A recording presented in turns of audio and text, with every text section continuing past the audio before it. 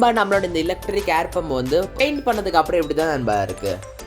இப்போ நம்ம வந்து இதை வந்து சார்ஜ் போட்டு டெஸ்ட் பண்ணி பார்க்கலாம் நண்பா. ஸோ அதுக்காக நான் இப்போ வந்து மைக்ரோ யூஎஸ்பி கேபிள் எடுத்திருக்கேன். ஏன்னா நம்மளோட இந்த சார்ஜிங் மோடில் இருக்கிறது மைக்ரோ யூஎஸ்பி போட்டு தான். ஸோ அதனால தான் நம்ம இப்போ வந்து மைக்ரோ யூஎஸ்பி கேபிள் யூஸ் பண்ணி சார்ஜ் பண்ணும்போது நீங்களே பாருங்கள் அந்த சிவப்பு கலர் லைட் வருது. ஃபுல் சார்ஜ் ஆச்சுன்னா ப்ளூ கலர் லைட் வரும் நண்பா.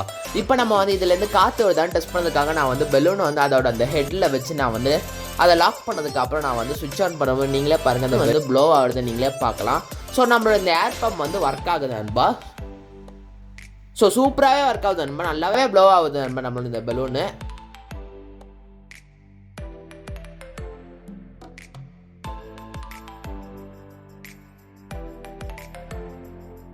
நண்பா இதுதான் நண்பா என்னோட சைக்கிளோட ஃப்ரண்ட் டயரில் வந்து சுத்தமாக காற்று இல்லை நண்பா. அந்த காற்று இல்லாத டயரில் நம்மளோட இந்த ஏர் பம்பால் காற்று நிறைக்க முடியுமா தான் நம்ம இப்போ ட்ரை பண்ணி பார்க்க போகிறோம். ஸோ அதுக்காக நம்மளோட ஏர் பம்போட ஹெட் வந்து நம்மளோட வால் டியூபோட வச்சு நம்ம வந்து லாக் பண்ணி வச்சதுக்கப்புறம் நம்ம வந்து சுவிட்ச் ஆன் நம்ம வந்து நீங்களே பாருங்கள் காற்று ஏறுது, ஆனால் ரொம்ப ஸ்லோவாக ஏறுது நண்பா. ஸோ அதனால் நான் உங்களுக்கு வந்து 20x ஸ்பீடில் உங்களுக்கு காமிக்கிறேன் நண்பா.